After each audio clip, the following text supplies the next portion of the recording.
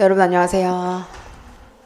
네, 8월 문제풀이 강의를 시작하도록 하겠습니다. 여러분이 다 종합반은 아니시겠죠? 혹시 직강 기출문제 풀이 들으신 분 손 들어보세요. 기출문제 들었다. 오케이. 아니면은 제가 질문들 올라온 것 때문에 조금 그런데 이 문제풀이 강의를 처음 들으시는 분 있으실까요? 처음 듣는 문제풀이 강의 처음 들어요. 오케이. 그럼 이 손 드신 분들은 그 문제풀이를 많이 안 해본 분들인 거겠죠? 대부분은 해보셨네요. 네. 질문은 마음껏 올려주셔도 됩니다. 문제를 푸시면서 우리 강의가 미리 먼저 문제를 풀어보고 들어와야 되는 강의잖아요. 그래서 여러분들이 이제 풀고 뭐 답을 맞추셔도 좋고 답은 안 맞추시고 저랑 와서 맞추셔도 사실 좋아요. 네. 그래서 아무래도 이게 그러니까 사람마다 다른데 답을 알고 있으면은 강의에 대한 동기가 조금 더 떨어질 수도 있어요. 어차피 내가 답을 아는 거기 때문에. 그리고 내가 잘못 이해하고 있는 부분도 내가 맞췄다. 그렇다면은 그 부분은 약간 설렁설렁 듣게 되겠지. 그러면은 내가 알고 있는 것과 실제 답안이 왜 그렇게 나왔는지 차이가 있는데 그거를 놓치고 갈 수가 있단 말이지. 그래서 아니면은 나는 모두 그 답을 알아도 내가 궁금했던 것들이 워낙 많아서 수업을 집중해서 들을 수가 있다라고 하시는 분들은 미리 이렇게 채점을 해가지고 내가 여기서 왜 틀렸고 그거를 내가 설명 들어야 할 부분들을 정해 오시는 게 더 좋으시면 그렇게 하셔도 됩니다. 그래서 매번 수업 끝나고 나서 요거를 받아가실 건데 월시트 나갔잖아요. 이게 간단한 월식이긴 한데 예전에는 제가 기출문제 때인가? 예전에는 이제 내가 틀린 것만 오답 문항만 정리를 하세요 라고 했었는데 요번에는 그냥 다 드리려고 해요. 그래서 왜냐면 이 문제은행에 나와 있는 문제들이 시험에서 물어보지 않았던 문제더라도 유의미한 게 굉장히 많이 들어가 있단 말이에요. 그래서 여러분들이 내가 맞춘 문항일지라도 분석을 하시면서 키텀과 키프레이즈를 다시 한번 정리하고 넘어가셔야 돼. 네. 그래서 이제 혼자서 이제 정리를 하시라고 오답이 있으면은 혹시 그 오답의 원인을 여기다가 적어주시면 되고요. 키텀과 키 컨셉, 키 프레이즈스 내가 몰랐던 개념, 나한테 새로운 개념, 내가 답안을 쓸 때 요런 표현을 외워두면 유용하겠다 라고 하는 것들을 있으시면 이렇게 적어두시고 그리고 마지막 장에 보시면요. 제가 오답 원인을 분석하라고 이제 칸을 조금 남겨드렸는데 여기 보시면은 example에 제가 원인을 먼저 쓰고 그 원인에 대한 세부 설명을 쓰고 그렇게 똑같은 실수가 몇 개가 나왔는지 개수를 한번 세봐라. 이렇게 적어드렸잖아요. 근데 이거는 여러분들이 다 다를 거예요. 그래서 그 원인이 여러 가지가 있지만 예를 들어서 디렉션에 대한 이해 부족, 디렉션이 너무 길거나 낯설거나 해가지고 디렉션에 대해서 이해가 즉시 되지가 않고 여러 번 읽어봤음에도 불구하고 잘못된 이해를 했다든지 그런 게 메인 이유가 될 수 있고요. 예를 들면 여기 뭐 support 하시오, provide 하시오, explain 하시오, identify 하시오 이런 것들에 대해서 그 상황별로 잘 적용이 안 된다 일 수도 있고 혹은 에비던스를 같이 썼어야 되는데 사이팅을 같이 했어야 되는데 그런 것들 내가 누락시키고 간 거지. 그럼 그것도 역시 이해 부족으로 들어가고요. 데이터에 대한 분석 오류 이것도 이제 학습이 잘 안 되어 있거나 혹은 문제풀이 연습이 안 됐다면 데이터 분석이 안 될 수 있어요. 개념은 가지고 있지만 데이터 안에서 그 문항을 뽑아내는 능력이 아직 부족하다. 그 원인으로 뭐 핵심 프레이즈를 골라내지 못함. 여러분들 그럴 때 있잖아요. 핵심 프레이즈가 여러 개 보여. 유의미한 프레이즈는 여러 개 보이는데 한 3개 정도 문장 중에 문항에서 내가 답안을 골라서 써야 될 게 뭘까? 키가 안 보이는 거야. 그 문제에서 데이터에서 준 옵션은 몇 개가 보여. 이 4가지, 3가지 정도의 라인이 유의미해. 근데 여기서 뭐가 핵심일까? 이 문항에서 물어보는 핵심을 골라내지 못했다 할 수가 있거든요. 그것들은 사실 그 개념에 대한 핵심 프레이즈가 아직 잘 잡히지 않은 거예요. 혹은 리딩 능력이 부족할 수도 있어요. 독해 능력 자체가 부족해서 문항에서 물어보는 게 안 보일 수도 있어요. 그래서 그것은 여러분들이 저와 수업을 들으면서 이제 왜 못 골랐는지를 자세히 파악을 하셔야 돼. 나 스스로를. 그쵸? 그리고 개념의 부재. 이게 초수들 재수까지도 이게 참 많이 나타나요. 개념의 부재. 관련 키텀을 아예 떠올리지 못하는 거야. 이 문항에서 물어보는 것들이 한 뭐 4개 정도가 떠올라서 그 4개에서 고르지 못하는 거지. 근데 정확한 게 뭘 물어보는지 몰라. 왜냐면 이 나에게 떠오르는 4가지들을 나누는 기준이라든지 이 4가지가 나타날 수 있는 맥락 자체가 학습이 안 되어 있는 거야. 그러니까 단편적으로 그 뜻만 학습이 되어 있다면 또 그것 역시 떠올리지 못할 수가 있어. 워낙 많잖아요. 키텀들이 워낙 많고 우리 챕터도 워낙 많기 때문에 떠올리지 못할 수가 있는데 이럴 때는 사실 뭐 일단 틀리더라도 나중에 이 개념을 잡고 가시면 돼요. 그러니까 이 문제풀이 강의는요. 많이 맞추면 좋지. 그렇지만 많이 맞추기 위한 강의는 아니에요. 그래서 내가 어떠한 게 부족하고 이제 모의고사 본격적으로 들어가기 전에 어떤 부분을 조금 더 채워나가야 할지를 명확히 가지고 가시고 문제풀이에서도 똑같은 실수가 나오는지 보셔야 돼. 그래야 실전 시험에 가기 전까지 그거를 숙지하고 고치고 갈 수가 있죠. 네. 그리고 아니면 이런 경우도 꽤 많죠. 답안 작성 시에 오류. 내가 분명 데이터 분석을 할 땐 다 해놨어. 근데 답안을 쓸 때 급하게 쓰다 보니까 누락시키는 경우가 종종 나옵니다. 네, 그럼 너무 아깝죠. 네. 시험지에 내가 써놨어. 근데 답안지에 옮겨 적지 않았어. 그런 것들이 오류가 나오기 때문에 이런 만약에 내가 답안을 골랐는데 누락시켰어. 그렇다면은 그분들은 그런 성향이 강하게 있는 거기 때문에 시험지에다가 답안을 끄적거리기보다는 차라리 밑에 깔끔하게 보기 좋게 적어 놓는 전략이 더 좋겠죠. 네, 그래서 각자 그 오류의 원인이 있을 거고 그거에 대한 세부 상황이 다를 거야. 그리고 개수를 세보면은 내가 주로 뭘 틀린다라는 게 나오기 때문에 요 문제풀이 강의는 많이 맞춘다기보다는 요거를 내가 왜 틀리는지, 내가 감점이 왜 나오는지를 파악하시는 거를 각자 보시면 되겠다라고 해서 요것은 이제 챕터 7까지 나갈 건데 요거를 우리 문항수가 제가 보니까 하루에 한 26개에서 30 한 2-3개까지 나가더라고요. 챕터별로 보니까.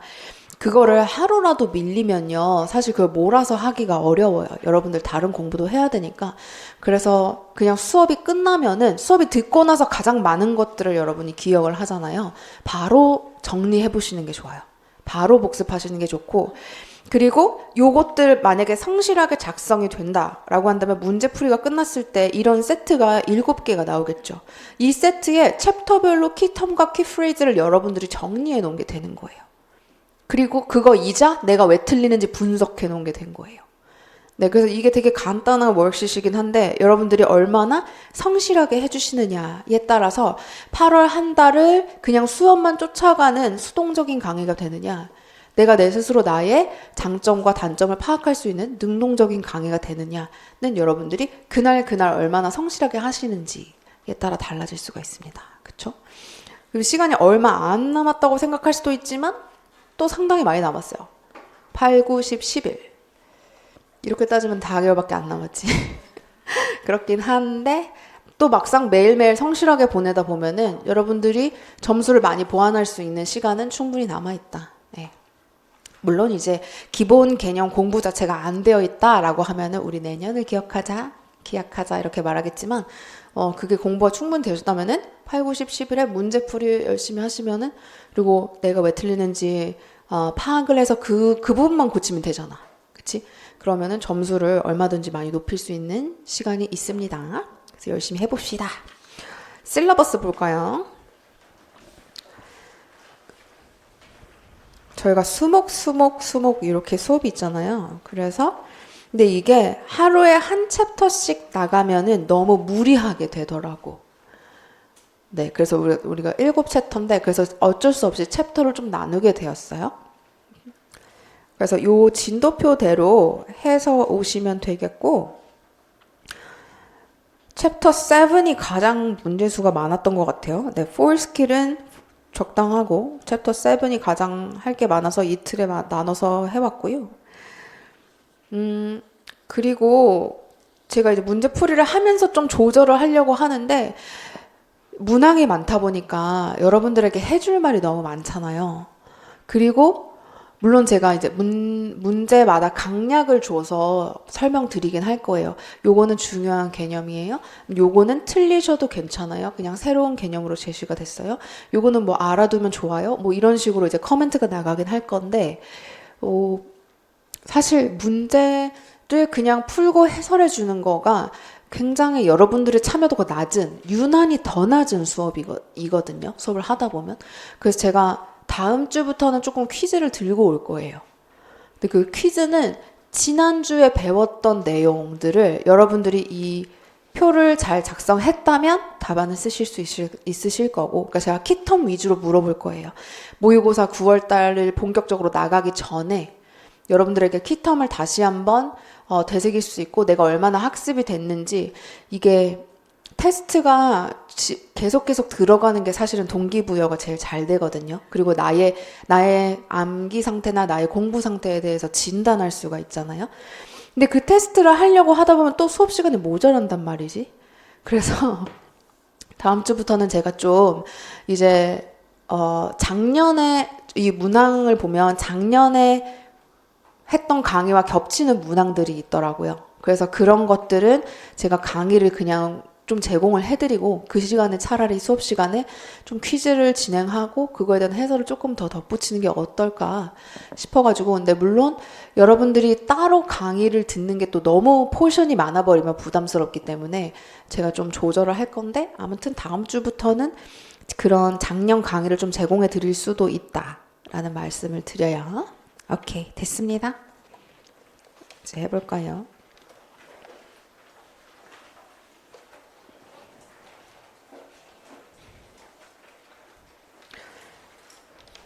Second Language Acquisition 이 부분은요,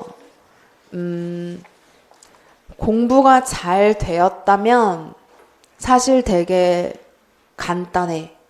그리고 문제 푸는 게 부담스럽지가 않아. 그런데 여러분들 중에 Second Language Acquisition이 부담스럽다면 아직 학습이 잘 안 됐다고 보시면 돼요. 그러니까 개념들이 추상적인 건 맞아요. 추상적인 건 맞지만 우리가 공부해온 4스킬의 스킬이나 grammar, vocabulary, assessment의 것들을 모두 기반이 되는 거거든요. 그래서 사실 Second Language Acquisition이 매년 이 두 문항 정도는 계속 출제가 되고 있기 때문에 오늘 요거 해보시고 내가 개념을 많이 못 떠올렸다라고 한다면은 그 Second Language Acquisition 부분에 뭐 키텀 책을 보시던지 빌드업을 보시던지 한번 정리를 하고, 그리고 여기 키프레이즈까지 적어 놓으시면 자신감이 좀 붙을 거예요. 네. 그래서 해봅시다. Second Language Acquisition 기평.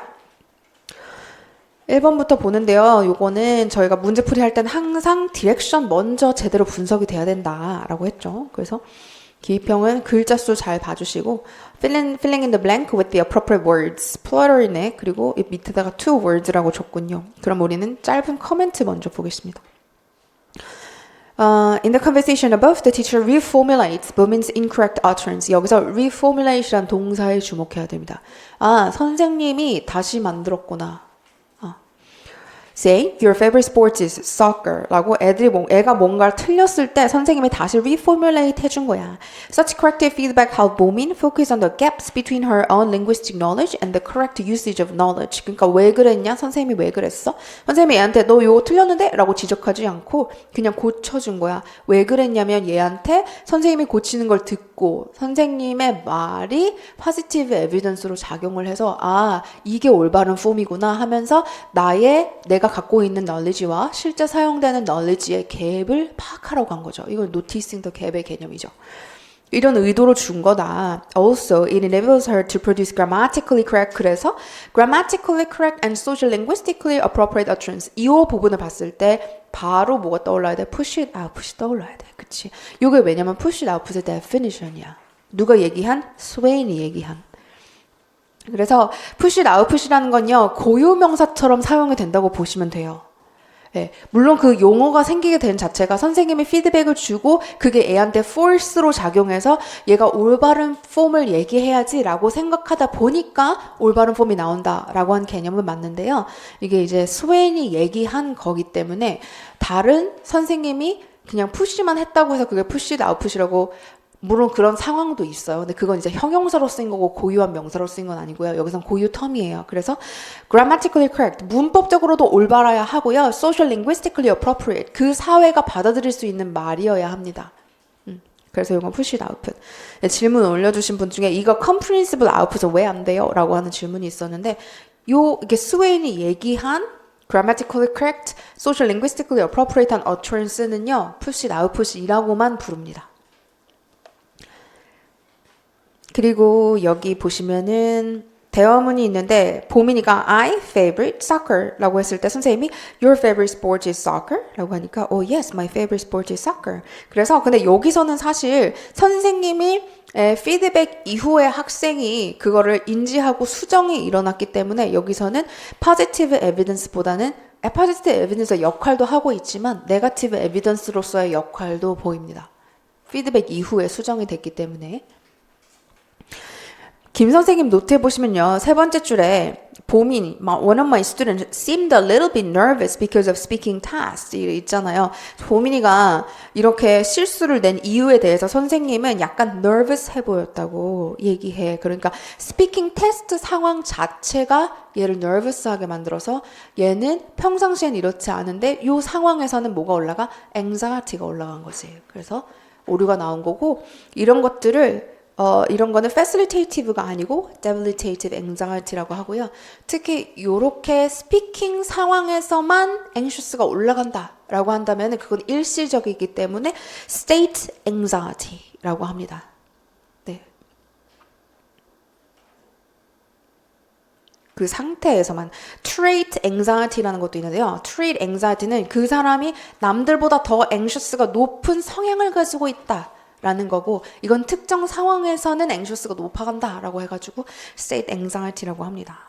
그래서 여기서 키텀을 정리하실 때는 push it output도 하셔야 되고 notice the gap도 하셔야 되고 혹은 recast나 뭐 corrective feedback도 하실 수 있고 positive evidence, negative evidence도 하실 수가 있고 anxiety에서도 debilitative anxiety와 state anxiety 이런 것들을 같이 해보실 수 있는 거죠. 네, 그래서 여러분들도요, 문제 푸시면서 답을 맞췄으니까 끝이네, 이게 아니고요. 이 문제에서 어떠한 개념들을 이끌어낼 수 있는지 여러분들 스스로 머릿속에서 한두 개 정도는 더 끌어낼 수 있어야 돼요. 네. 자꾸 리마인드 시켜주는 거예요. 내 머리한테. 내 머릿속에 있는 것들을 자꾸 끄집어내서 아, 이게 이런 상황에서 적용될 수 있네, 이런 상황에서 적용될 수 있네. 자꾸 연습을 시켜주시는 거예요. 네. 어차피 똑같은 문제는 안 나와요. 물론 답이 똑같을 수는 있거든요. 네, 하지만 어차피 똑같은 문제는 안 나오니까 내가 머릿속에서 그거를 구조화 시켜주셔야 되고 2번으로 넘어갑니다. 2번은 아직 기입형으로 물어본 적이 없는데 사실 나올만 합니다. 네.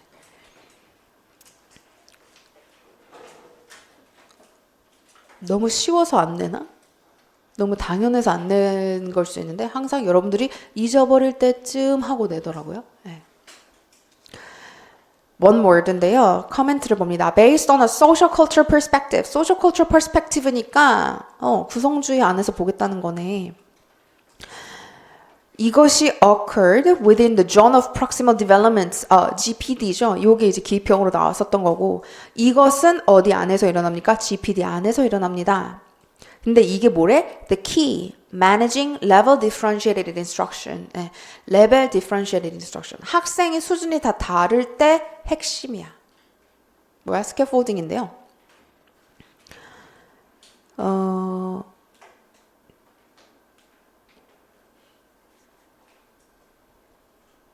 여기서 밑에 however 이하에 말하는 건 뭐냐면은 선생님이 학생 수준에 맞게 적용을 해야 된다. 그래서 박 선생님의 노트에서 보이는 것처럼 이런 스트래티지를 잘 골라서 레벨별로 적용을 해야 된다 이 말이고요. 미스터 파악의 노트에다가 보면요. for beginners, for intermediate level students. 그래서 학생들한테 주는 서포트가 서로 다른 거잖아요. 그래서 여기서는 사실 비기너들에게는 비주얼을 사용한다, 반복해준다, repetition 한다, word banks를 제공한다. 그러니까 new words를 미리 제공하는 거고요. incorporate the student's home language. 그래서 모국어를 사용할 수도 있다라는 거. 요게 좀 참고가 될 만한 내용이고요. intermediate level student에게는 modified text를 준다. 그리고 guiding question을 준다. 혹은 sentence starters. 처음에 이제 바로 라이팅을 하는 게 아니라 첫 문장을 주는 거야. 이 문장 뒤에 올바르게 연결을 해봐라. 이렇게 주는 거죠. 아니면 sentence frame을 준다라고 해서 이런 것들이 다 support가 되는 거예요. 이거는 이제 language support뿐만 아니고 그 타스크를 해낼 수 있도록 하기 위한 support잖아요. 그래서 language support가 기본 의미이긴 합니다. scaffolding에. 하지만 그것을 더 넘어서서 어떠한 목표 타스크를 이루기 위해서 제공하는 도움, 일련의 모든 도움은 그리고 레벨별로 또 다르게 제공이 된다면 그것은 스캐폴딩이라고 할 수가 있습니다. 여기 보시면요. 박 선생님의 노트에 Social Cultural Perspective에는 하이픈이 있고요. 커멘트에 있는 Social Cultural Perspective에는 하이픈이 없습니다. 근데 이게 설명을 할 때는 하이픈이 있는 것들이 많은데요. 기본적으로 처음에 제시된 텀은 하이픈이 없습니다. 그래서 여러분들 그냥 하이픈이 없는 상태로 봐주시면 되겠고, 그러나 하이픈이 있다고 해서 틀렸다고 생각하지 마세요. 여러분들이 답안을 쓸 때는 만약에 소셜 컬처럴을 물어봤다면 하이픈 없이 쓰시는 게 더 안전하겠다라고 하고, 이 소셜 컬처럴 theory라는 게 있었잖아요. SCT 줄여서 말하면 SCT고 이제 그게 바로 미고스키가 얘기한 거고, 거기서 이제 GPD의 개념과 스캐폴딩의 개념이 나오는데, 그 소셜 컬처럴 theory SCT 안에서는 개인은 환경과 상호작용을 하면서 언어를 배운다라고 얘기했었던 거고, 그 전에는 개인이 인지주의 안에서 머릿속에서 자기가 그 들어온 정보를 처리해서 배운다라고 했던 거고, 소셜 컬처럴 시어리를 가면은 내 머릿속뿐만 아니라 주변 환경과 상호작용을 한다라고 얘기했던 거고, 그 상호작용을 하기 위한 도구가 뭐냐? 언어와 문화다. 이렇게 얘기했던 거. 그래서 소셜 컬처럴 theory가 되는 거고, 그 안에서 GPD와 scaffolding이라는 개념이 제시가 됐었습니다. scaffolding 알아두시고요. 넘어갑니다. 3번. 이것도 more appropriate word in common이네요. 밑줄이 많아요. 밑줄이 많은데 일단 그래프가 제시가 되고, 이 그래프만 딱 봤을 때는 이거 뭐 오르락 내리락 하는데 그닥 의미가 있어 보이진 않아요. 하지만 여기에 learners begin to produce irregular past form ate 했다가 그 다음에 eat 했다가 ate로 수정이 되면은 이거 U-shaped learning, U-shaped development 얘기하는 거구나 라고 사실은 알 수가 있습니다. 하지만 그걸 못 발견했다고 한들 옆에서 많은 힌트가 주어졌어요. 그래서 김 선생님의 티칭 노트를 보면요. 첫 번째 줄에 common phenomena of students found in early cognitive development. early에 나타나는 거야. 어드밴스드한테는 안 나타나요. early에 나타나는 거고, common phenomenon이라는 건 뭐야? 모든 learner들에게 공통적으로 나타날 수 있다. 이게 또 하나의 특징이에요. 어떤 특이한 애만 나타나는 게 아니라요. 대부분 배우다 보면 이제 잘 하다가도 실수가 나오고 조금 더 숙달이 되면 다시 그게 원래 잘 하던 레벨로 돌아가더라라고 하는 게 이거 이제 언어뿐만 아니라 사실 모든 스킬이 그렇죠. 예.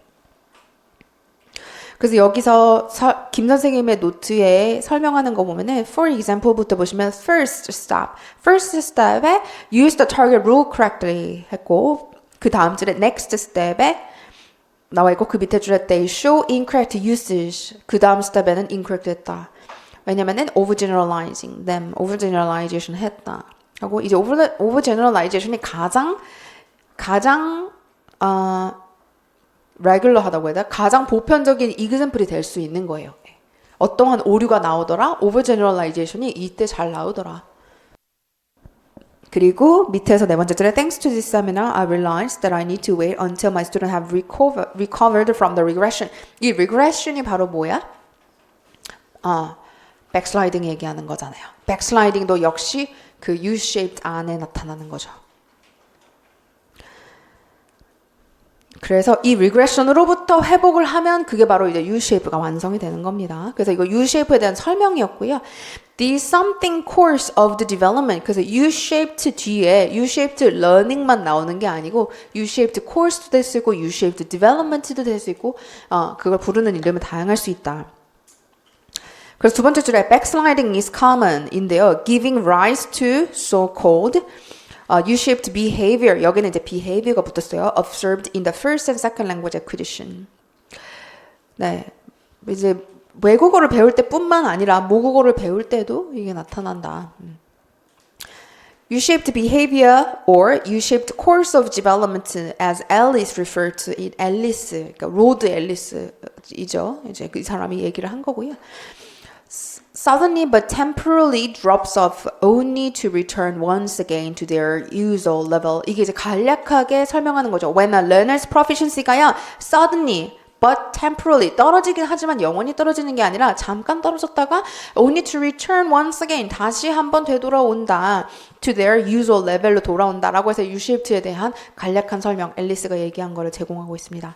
이거 왜 일어나냐? According to Alice, it's clear that this occurs. 왜냐면 because learners reorganize their existing knowledge, 머릿속에 존재하는 knowledge를 다시 재구조화하기 때문입니다. To accommodate new knowledge. 새로운 애가 들어오니까 새로운 애가 들어오면 그냥 그 뒤에다 줄을 세우는 게 아니라 어딘가에 새로 꽂아놔야 되잖아. 그치?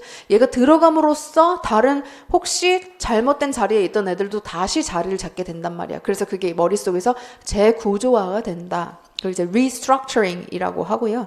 여기 restructuring 나왔죠? 이게 바로 왜 U-shaped learning이 나타나는지의 이유야. 그러니까 애가 잘 몰라서 틀렸다기보다는 그 과정이 필요한 거야. 머릿속에서 재구조화하는 과정이 필요한 겁니다. 네, 그러니까 여러분들도 이 큰 개념으로 보면 마찬가지죠. 머릿속에 있는 개념들이 지금 막 있는데 그걸 문제를 풀면서 새로운 정보가 들어오고 내가 잘못 구조화 시켜놨던 것들을 알게 되잖아. 그러니까 다시 머릿속에서 구조화가 되겠죠. 그러니까 그거를 하는 도중에 실수가 나올 수 있죠. 혹은 알던 걸 까먹을 수도 있고, 그렇죠? 그 과정이라고 보시면 되고 일단 그 과정은 여러분들이 고통스럽다면 잘 하고 계신 거다. 그렇죠? 재구조화가 쉽게 일어나진 않습니다. 예. 머리를 쓴다는 건 사실 고통스러운 게 맞습니다. 네.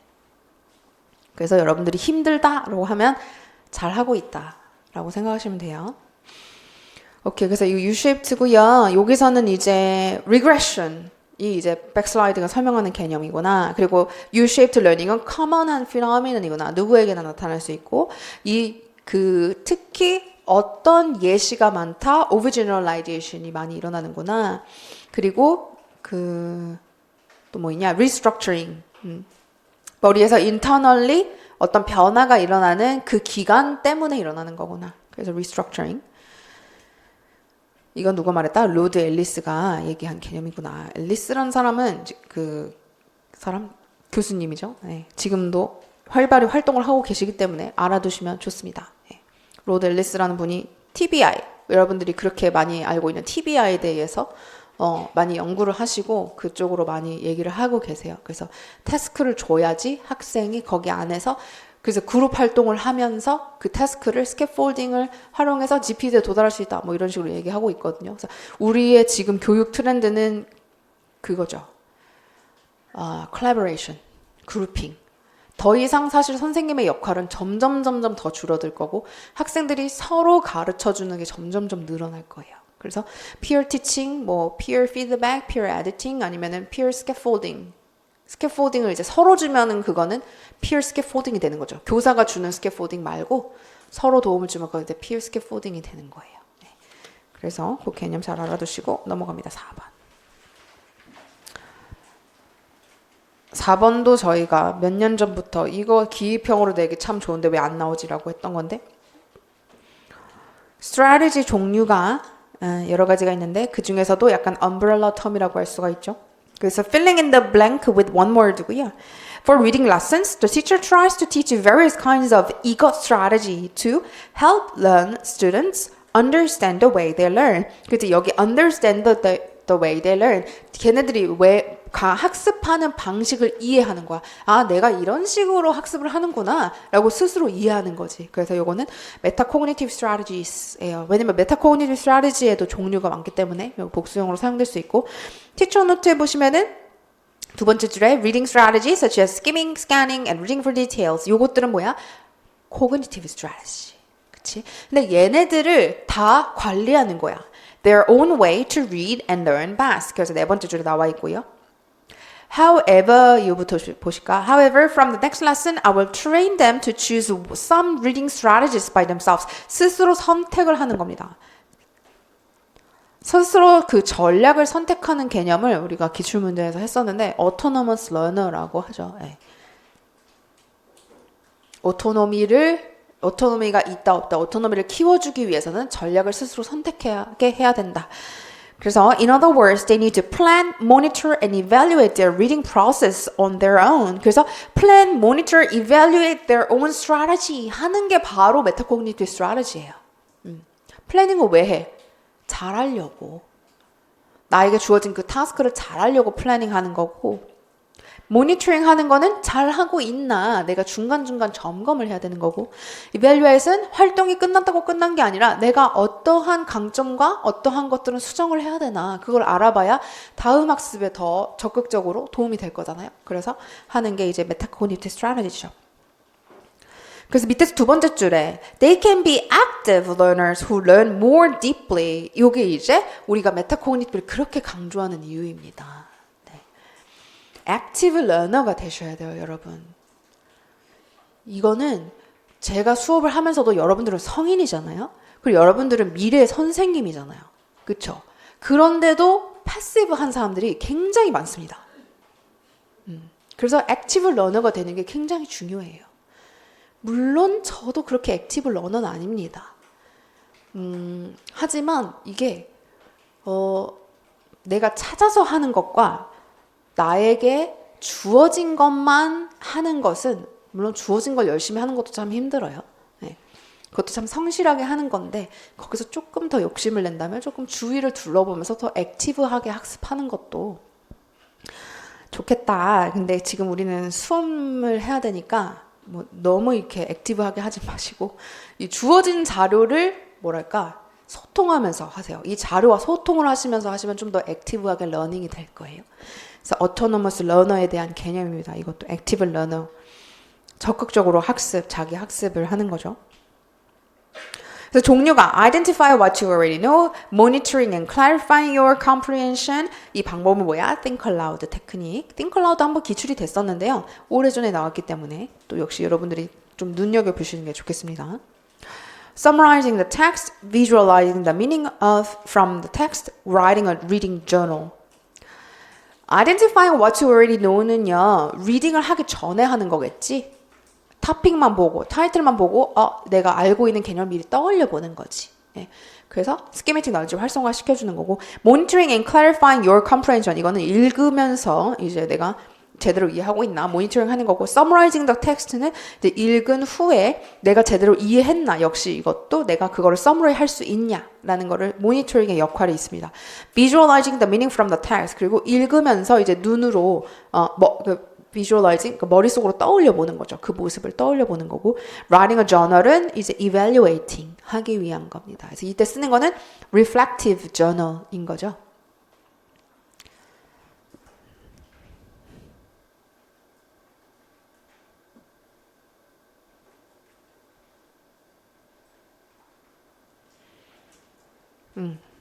오케이. 그래서 메타코그니티브입니다. 5번.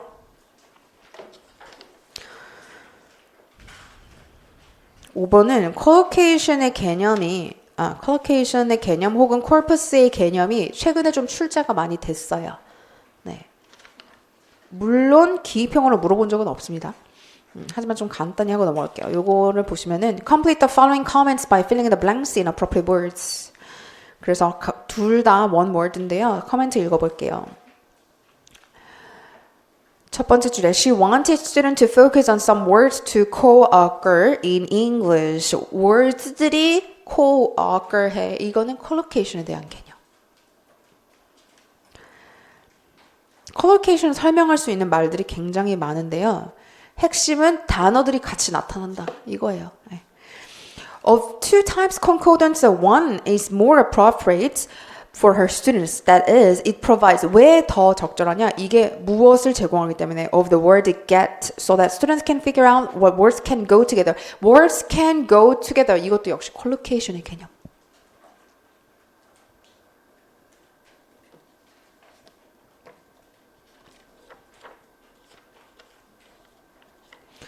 그래서 여기다 컬로케이션을 쓰시면 되는데 get의 예시가 여러 개가 나와 있잖아요. 그래서 collocations라고 적어주셔야 되는데 이때 그냥 단수로 적은 거를 맞게 했나 틀리게 했나 기억이 안 나네요.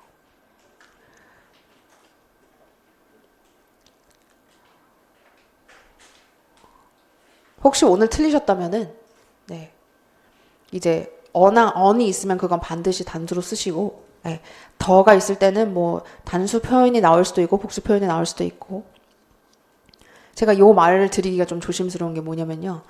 개념 학습이 확실히 되기 전에 이 글자 수나 단복수에 너무 집중을 하시는 분들이 있어요. 개념 공부가 더 중요한 건데 네.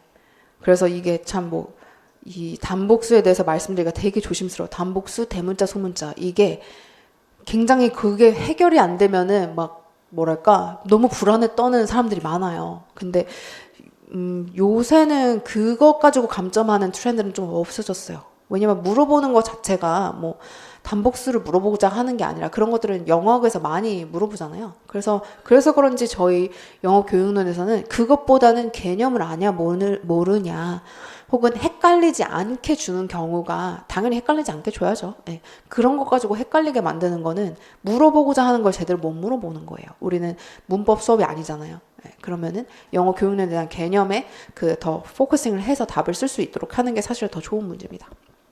근데 어쨌거나 여기서는 get에 대한 그 words들이 collocation의 예시가 많이 나왔기 때문에 collocations라고 써주시면 되겠고 좀 더 읽어볼까요? Besides, with this activity, students can develop their awareness to proper use of words in given context. 맥락 안에서 단어를 줍니다. 이게 또 바로 이 콘코던서의 강점이죠. 맥락 안에서. 근데 그 맥락도 뭐야? authentic example 안에 있는 맥락 안에서 주기 때문에 학습자들이 그 맥락별로 다르게 사용하는 단어의 뜻을 알 수가 있습니다. As well as refrain from using some unacceptable word combinations such as look a novel, eat medicine. 컨텍스트 안에서 제시가 되기 때문에 read a novel인데 take medicine인데 그런 예시는 존재하지 않는단 말이야. 그치? 실제 어센틱한 예시이기 때문에 그래서 이런 것들을 쓰지 않도록 막아준다라는 거고요. Which are caused by EGOT of Korean language. 그래서 이거 여기만 봐도 사실은 알 수 있기는 한데 모국어의 방해, look a novel, 소설을 보다, eat medicine, 약을 먹다 이 말 때문에 영어를 이제 appropriate 하지 않게 사용을 하는 거잖아요. 모국어의 knowledge가 second language를 배우는데 방해가 되는 거기 때문에 잘못 transfer 된 거기 때문에 우리는 이거를 이제 interlingual transfer 혹은 한 단어로 하면 interference라고 하죠. 그래서 콘코던스 1이 이제 답이 되는데 콘코던스 2는 그럼 무엇을 위한 콘코던서일까요? 우리가 일반적으로 봐왔던 콘코던스와는 좀 다릅니다. 근데 카운트가 나와 있죠. 그리고 몇 퍼센트인지 나와 있고 단어가 나와 있습니다. 어떤 뉴스 아티클에 어떠한 단어가 몇 번 쓰였는지 분석을 하는 건데 이걸 보면 어떤 단어가 더 커먼하게 쓰인다를 알 수 있고 커먼한 단어는 더 중요한 단어예요. 그런 걸 우리가 이제 high frequency words라고 하거든요. 그래서 이건 frequency를 알 수 있는 단어죠. frequency도 만약에 콘코던서에서 기입형으로 낸다면 collocation도 마찬가지지만 frequency도 기입형으로 물어보기 아주 좋은 내용이죠. 그래서 김 선생님의 티칭 로그 볼까요? 두 번째 줄에 보면요. I design my lessons based on the lexical approach. lexical approach는 뭐야?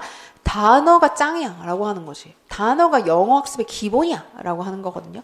그래서 I believe that mechanically memorizing new words itself does not guarantee the right use of the words. 그래서 lexical approach가 맞긴 맞는데 그냥 mechanically memorizing, 그러니까 intentional learning인 거죠. 그냥 무작정 외우는 것은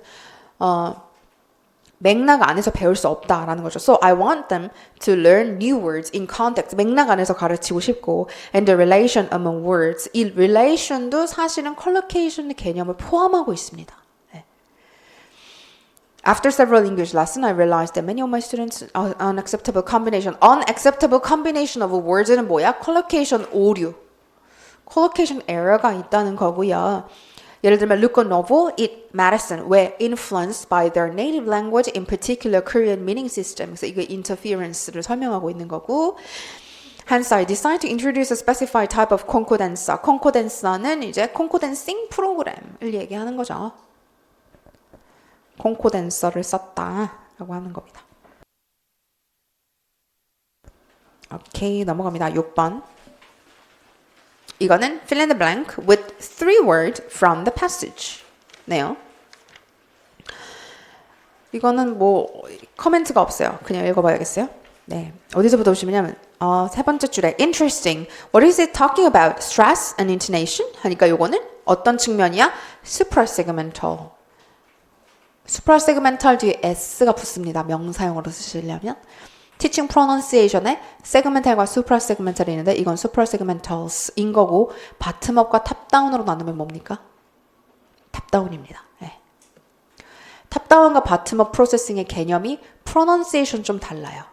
reading과 listening에서 여러분들이 배웠던 개념과 다르기 때문에 다르게 숙지를 하고 계셔야 됩니다. Yes, that they are part of it, but I am looking for the best method to help them acquire clear pronunciation for specific sounds. 여기 바로 clear pronunciation for specific sounds가 뭘 얘기하는 겁니까? segmental 얘기하는 거고 그 밑에 segmental units라고 나와 있죠. 요거 이제 한 단어로 바꾸면 segmentals가 되는 거예요.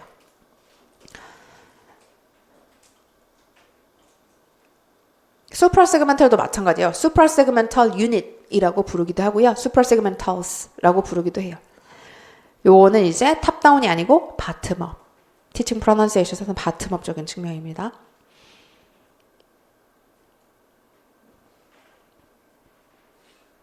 그리고 어디 보시냐면 in pairs라고 물어본 데 있어요. 밑에 내려가시면. in pairs, 페어로 한다고요? Yes, for example, you prepare pairs of words that have minimal phonetic difference. 이게 바로 뭡니까? minimal pairs. 근데 우리가 찾아야 되는 건 뭐야? 세 글자야. 그치? Oh, yes, I did. Actually, the article is talking about the same method as solution. Then just do it. What's the matter? 하니까 there's one big difference between the method I used and what the article suggests. Big difference? What it is? 그러니까 the article suggests 이것을 제시했어. 이게 뭔데? Can you explain more about it? 하니까 so I used to give the list of words in pairs. 이건 맞는데 without context. 맥락이 없었어. 그러면 이 밑줄에 들어가는 건 맥락이 있다라는 뜻이겠죠. Such as hard, hard, and firm.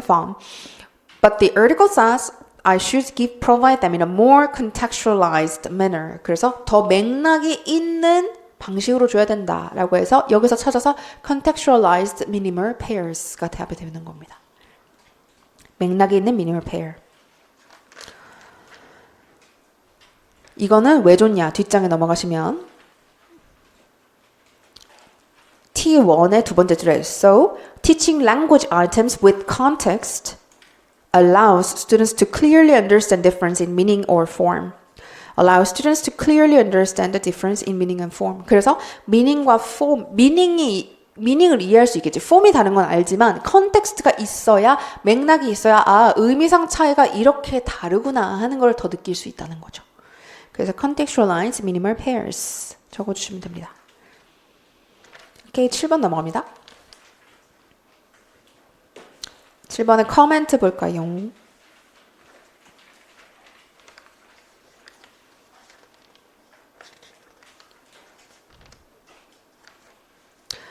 In conversation A, the teacher uses 이것을 썼습니다. one word고요. That prompt the student to self-correct. 요게 이제 핵심이지.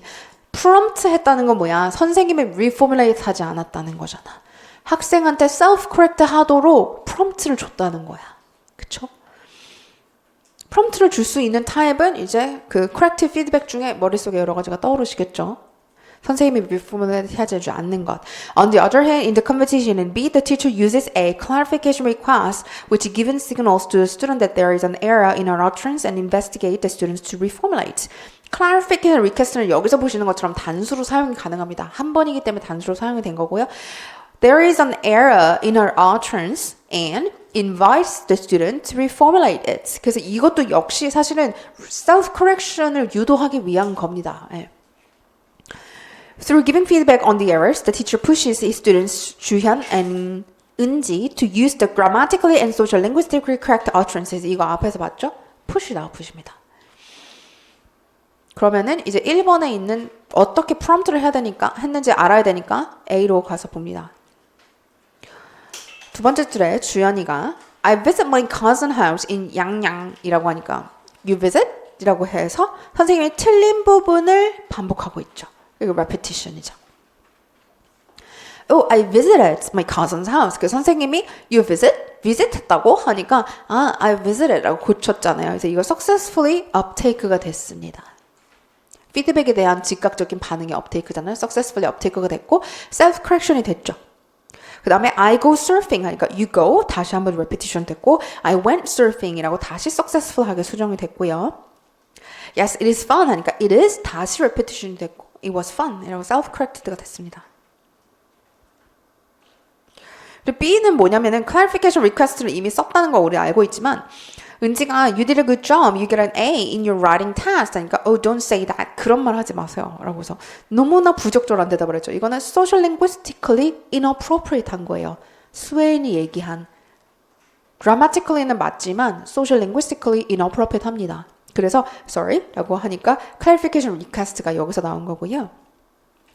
은지가 이제 뭐 설명을 하죠. 그러니까 얘는 modesty를 보여주기 위한 거, show modesty 하기 위한 건데 그 당시에서는 그냥 appreciation을 보이면 된다. 그러니까 thank you for giving me a good grade. 그래서 이제 social linguistically correct한 답이 나왔습니다.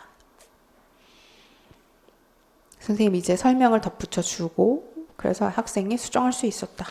두 가지 모두 push it, output it 나온 상황입니다. 위의 것은 grammatically correct한 상황이고 밑에 것은 social linguistically correct한 상황입니다.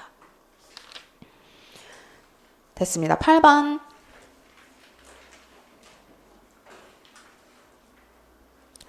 Based on the classroom talk above, complete comments by filling in the blanks using one word in common. 그죠? 블랭크가 두 개 있네요. 한 단어고요.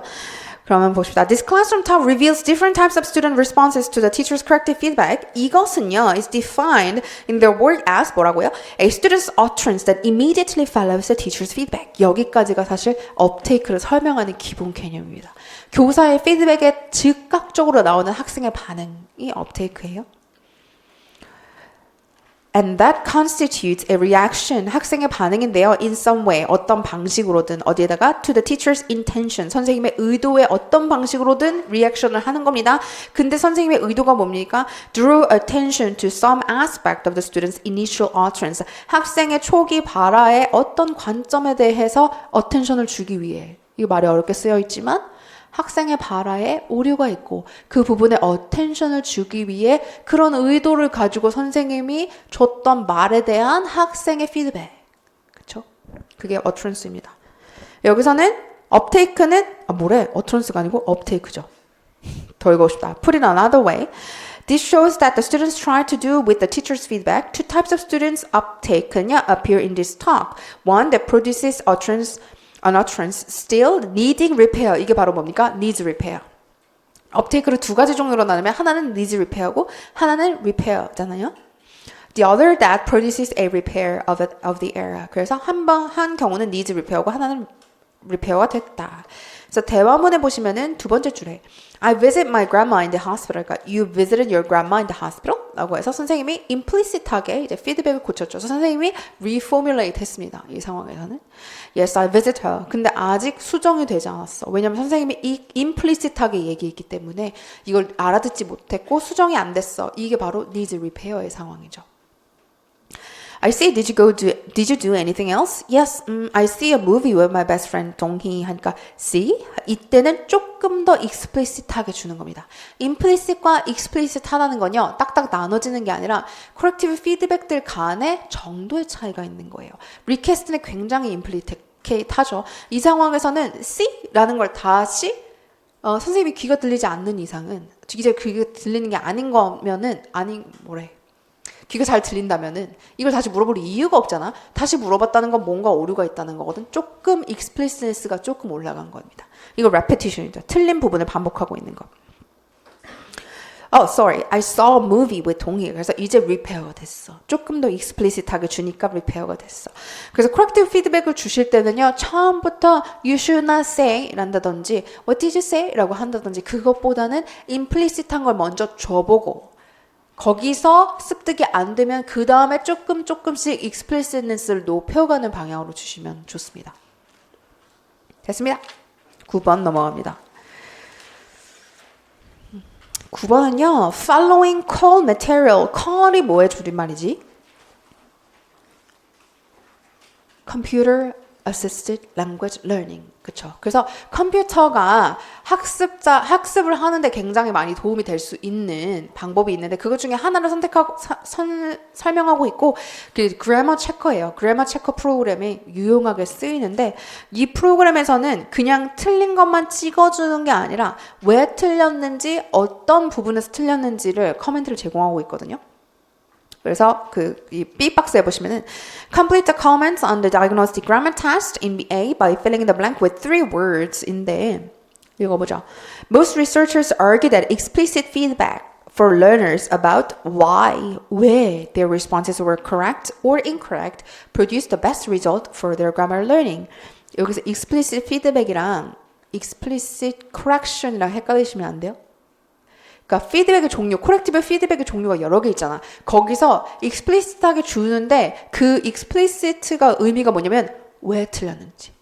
그걸 왜 틀렸는지 알려주는 게 학습 효과가 높다라는 거야. 그걸 바로 즉각적으로 수정해 주거나 그거 이제 뭔가 위치, 여기가 틀렸네 이것보다는 왜, why를 알려주는 게 학습 효과가 높더라라는 얘기고요.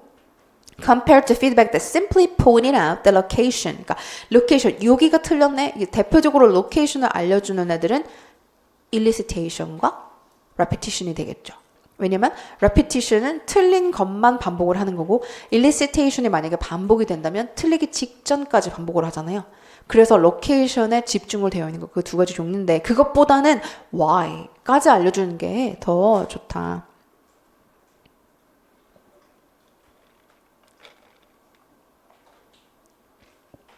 That is, when they receive explicit feedback on their performance, they have the opportunity to 이것을 할 기회가 있습니다. Between their knowledge와 correct grammar에 관해서.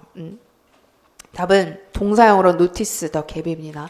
이것도 이제 스웨인이 얘기한 거예요. notice the gap. 아까 전에 그 push and output 얘기했던 그분이 얘기한 건데 notice the gap이 여기서 어떻게 일어나는지 보시면요. 그 밑에 피드백 그림이 있죠. 그림을 볼까? 피드백을 보면 첫 번째 줄에는 your answer 마지막 줄에는 correct answer. 요게 있죠. Your answer, correct answer, your answer, correct answer 이렇게 돼 있습니다. 그래서 나의 답과 correct answer를 비교할 수 있는 notice the gap이 일어나고 있고요. 그게 중간에 보시면 첫 번째 거는 articles, research articles on your grammar book 혹은 두 번째 거는 research the passive 세 번째 거는 research countable and uncountable noun 그래서 why를 알려주고 있죠. 그래서 teaching grammar 할 때는 location 뿐만 아니라 사실은 why를 알려주고 noticing the gap이 일어난다면 효과적으로 할 수 있다.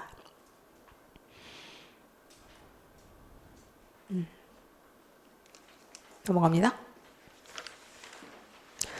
여기서 why를 알려주는 거는 이게 그게 지금 article 혹은 passive 혹은 countable, non-countable nouns 이런 것들은 문법에 대한 정보잖아. 그치? 그래서 이거는 metalinguistic information이에요. metalinguistic한 정보를 주고 있는 거죠. 문법 오류에 대한 정보.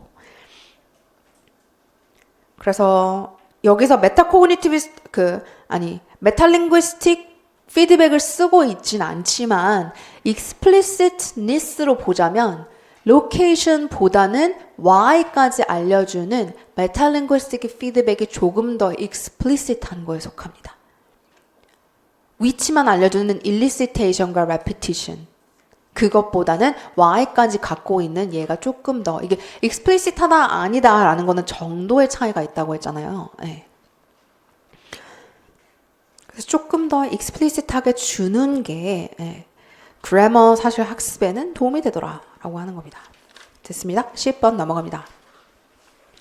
10번도 기입형으로 나온 적은 없지만 물어보기 아주 좋은 문제입니다. 지금 이 fossilization이 답인데 fossilization이라는 거는 보통 stable한 learner, 그 stabilized 레벨에 올라간 learner 혹은 fluent한 learner에게서 많이 오류가 나는데 이제 지금 학교 현장에서 되게 양극화가 심하잖아요. 완전 fluent 애들이 많아졌어. 그런데 아이의 영어를 포기하는 애들이 또 너무 많아졌어. 그렇죠? 그래서 우리는 이 두 아이들의 그을 좀 줄일 수 있어야 돼요. 너무 플루언트하다고 얘를 안 가르칠 수는 없어요. 그렇죠? 얘한테도 분명 수정해 줄 게 있단 말이야. 그게 뭐야? 이런 fossilized 된 발음이라든지 어떤 표현을 고쳐주는 게 우리가 할 수 있는 일이겠다. 그래서 코멘트를 봅니다. Complete the comment on the above interaction by filling in the blank with one word. 한 글자고요. L2 learners usually go through some stages of learner language development. 이 말을 왜 합니까? 왜냐면 이거는 interlanguage 단계에서 누구나 나타날 수 있는 거기 때문에. 그래서 interlanguage development 프로세스에 있는 거예요 라고 얘기하는 겁니다. At times, certain erroneous linguistic feature, 특정한 피처만 나타납니다. As seen in the 진수's utterance above, may establish themselves as an acceptable rules. 특정한 erroneous linguistic feature가요, acceptable 한 것처럼 인식이 되는 거예요. In the cognitive structure 안에서. Even learners who have already achieved fluency in the second language. 러너가 이미 fluent 함에도 불구하고 이 러너가 fluent 하다는 말은 왜 하냐면 이러한 현상이 주로 어디서 나타나기 때문에 interlanguage 단계에서 stabilization에서 나타나기 때문에.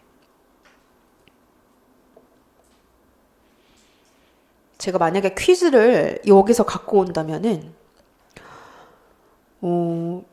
여기 Certain erroneous linguistic features as seen in 진수's utterance above may establish themselves as acceptable rules in the cognitive structure of even learners who have already achieved fluency in a second language. 요걸 주고 그 현상이 뭔지 써라. 혹은 그 현상이 나타나는 단계를 써라. 이런 식으로 물어볼 거예요. 그럼 여러분들이 거기다 stabilization을 쓰시면 됩니다.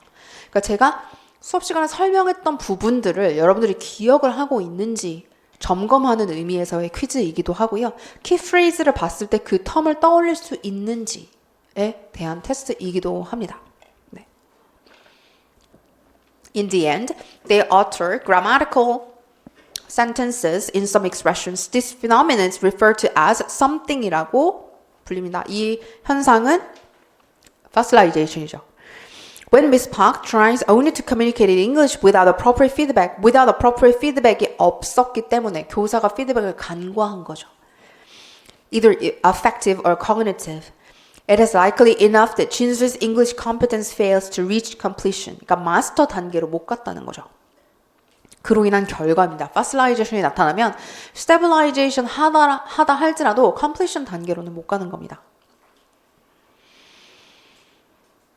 그래서 이 대화문에서 보시면은 진수가 fluent speaker임에도 불구하고 두 번째 스튜던트에 보면 yes, he did, he catched, 하에나라고 했죠. catched라고 해서 and why did he try to catch the animal? 그래서 선생님이 피드백을 주고 있지 않아. 그치? 어떠한 코그니티브적이나 어펙티브적이나 둘 다 하고 있지 않아. 그래서 계속 I think he catched an animal 수정이 안 됐고 맨 밑에 줄에 보시면 대화문의 맨 밑에 줄에 끝까지 수정이 안 되죠. We catched a lot of fish라고 해서 수정이 안 됩니다. 다른 말은 굉장히 잘하지만 유난히 이 표현을 이런 식으로 쓰더라.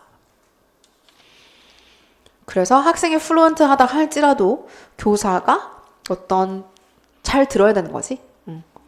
이 아이가 플루언트하다고 해서 얘는 봐줄 게 없어 하고 놓아버릴 것이 아니고 그 학생에게 맞는 피드백을 주시면 된다. 11번은 넘어갑니다.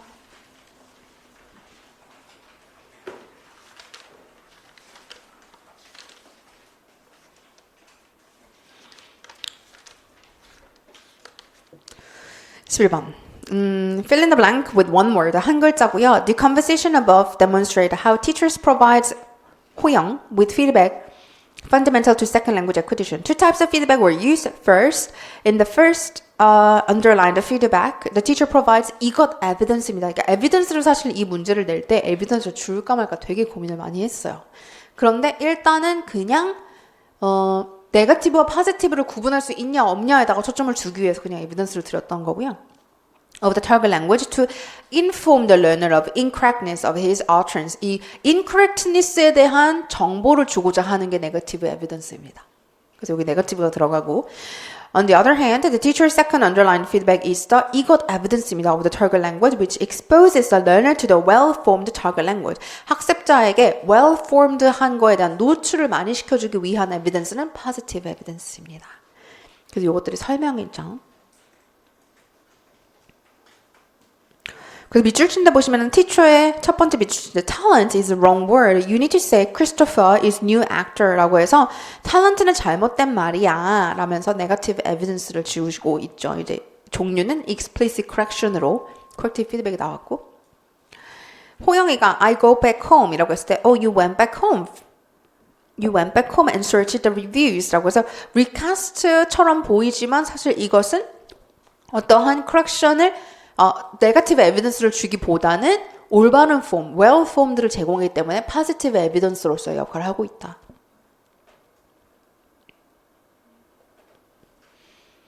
그래서 네거티브 에비던스냐, positive evidence 이게 recast만 좀 네거티브일 수도 있고 positive일 수도 있거든요.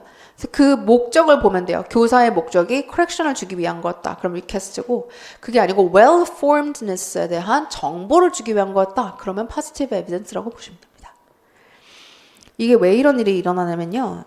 이게 개념이 먼저 나오고 현상이 나온 게 아니고 현상이 먼저 있고 그거에 대한 설명을 하기 위한 여러 가지 이론들이 나왔기 때문에 한 가지 현상에 대해서도 학자마다 무엇을 기준으로 하나에 따라서 그걸 다른 분류에 넣을 수 있거든요.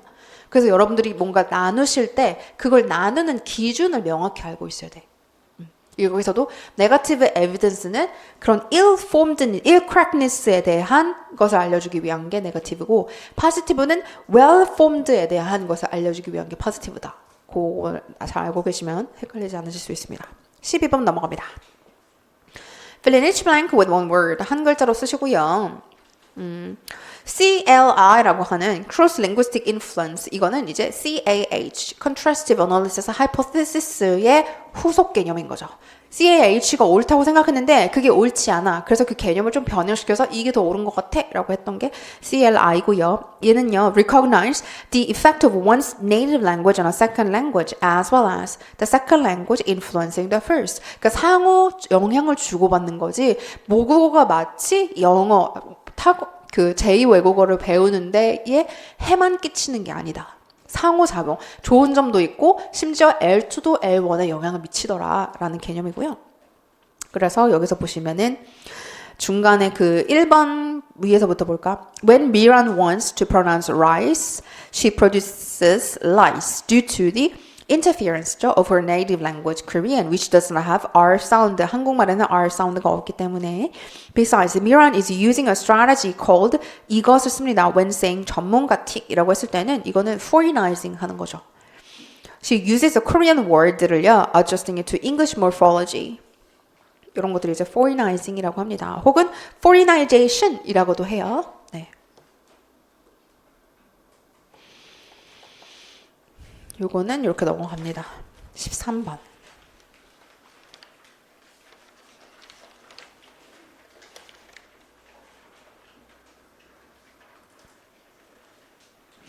기평까지 하고 잠깐 쉬었다가 서술형 할게요. 13번은 보시면요. Fill in each blank in A with the one most appropriate term. Write the answers in order 라고 해가지고 one most appropriate words가 아니고 term이죠. 그래서 이때 focus on form, 하이픈이 있는 것은 one word고 하이픈이 없는 것은 그냥 one term입니다. 그래서 이때 focus on form에 하이픈을 넣은 것, 안 넣은 것 둘 다 이제 맞게 됐던 적이 있어요. 그 두 번째 답은 딕토글로스인데 딕토글로스가 focus on form의 아주 대표적인 활동이죠. 네. 들으면서 그 내용을 듣는데 내용을 들은 거를 take notes 하고 그걸 바탕으로 내가 다시 재구조화해야 되는 거잖아. 다시 써야 되는 거잖아. 그쵸? 그런 재구조화하는 과정에서 내가 올바른 문법을 떠올리잖아요. 그러니까 그때 내가 다시 쓰면서 문법에 대한 attention이 일어나는 겁니다. 그래서 처음에는 미닝 위주로 활동을 했지만 뒤로 가면 사실 이것을 완벽하게 컴플리트하게 하기 위해서는 내가 폼에 대한 attention이 일어날 수밖에 없다. 그래서 맥락이 있는 상황에서 문법을 배울 수 있는 focus on form의 대표적인 활동이다. 딕토글로스도 예전에 기입형으로 나왔었어요. 아주 예전에. 아닌가? 헷갈리네. 네. 근데 요새는 액티비티 이름을 물어보는 건 조금 트렌드가 아닌 것 같긴 해요. 예전에는 뭐 직소도 물어보고 뭐 딕토글로스도 물어보고 이렇게 액티비티 이름을 좀 물어봤었는데 요새는 그 액티비티의 이름 자체보다는 어떤 활동을 줬을 때 이게 그건지 아닌지 구별할 수 있냐, 즉 응용할 수 있냐 이걸 물어보는 문제가 더 많습니다. 네. 이름 알아서 뭐합니까? 그게 뭔지 내가 활용을 할 수 있어야 되니까 네, 활용을 하는 걸 보려면 응용된 걸 보여주고 이게 걔인지 아닌지 되면 되고 안 되면 왜 안 되는지를 구분할 수 있는 걸 더 많이 물어봅니다. 그래서 A 박스 일단 볼까요? 마이클 롱은요 proposed a focus on form approach that learner must be aware of the meaning and the use of language features before the form is brought to their attention. 그래서 meaning first, form second의 개념은 바로 이거죠. Be aware of the meaning and the use of language features before the form is brought to their attention. This occurs when a learner has a communication problem and is so likely to understand the meaning or function of the new form. 언제 일어나냐? 그래서 그 폼에 대한 의미를 이해할 때 일어날 수가 있다라는 거고 이게 바로 뭐래? Optimal for learning. 학습이 일어나려면 폼 그 자체만 아는 것보다는 사실 의미 그러니까 나한테 폼이라는 거 와닿지 않잖아. 그치? 나는 그거를 내가 사용할 수 있으려면 그것에 대한 의미가 나한테 더 와닿기 때문에 이게 훨씬 옵티멀한 학습 상태이다 라고 얘기하는 거고 In this regard, they suggest one best way to teach problematic grammar forms within a communicative framework which is an 이것 activity. 그래서 딕토글로스고요. 이것의 목적은 뭐야? Focus learners' attention quite explicitly on the form of the grammar structure 언제? While stimulating meaningful L2 communication and creating a purposeful context for language use. 그래서 사용할 수 있는 목적을 주는 거야. 그래야 사용을 해보면서 의미에 집중을 하면서 사용을 하는데 그 의미를 더 명확하게 살리려면 어쩔 수 없이 폼에 대한 노티스가 일어나는 거야. 그렇죠? 그래서 포커스 온 폼 활동입니다.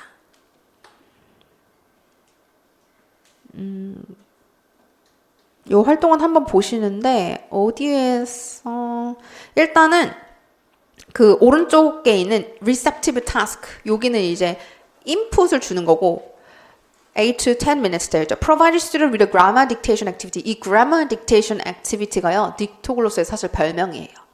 다른 이름이에요.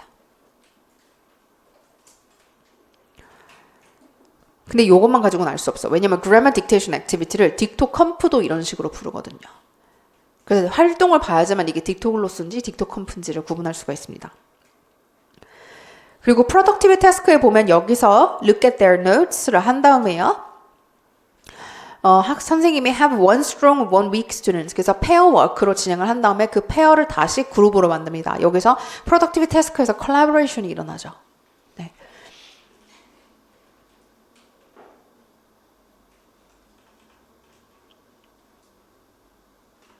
이 딕토글로스가 또 좋은 게요. 컬래버레이션이 굉장히 활발하게 일어나기 때문에 선생님이 최대한 덜 인볼브 될 수가 있어요. 자기들끼리 해결을 하게.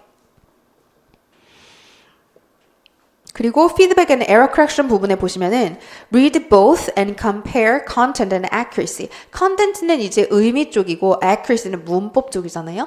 여기 이제 form과 meaning에 둘 다 집중을 하고 있고 이것은 오리지널 텍스트와 비교를 하기 때문에 뭐가 일어납니까? noticing the gap이 일어나죠. 네. 앞에서 스웨인이 noticing the gap은 grammar teaching의 가장 좋은 방법이라고도 또 얘기했죠. grammar learning, grammar에 대한 학습이 일어나려면 noticing the gap의 그 스텝이 반드시 있어야지 좋다. 앞에서 notice the gap 할 때 나왔고요.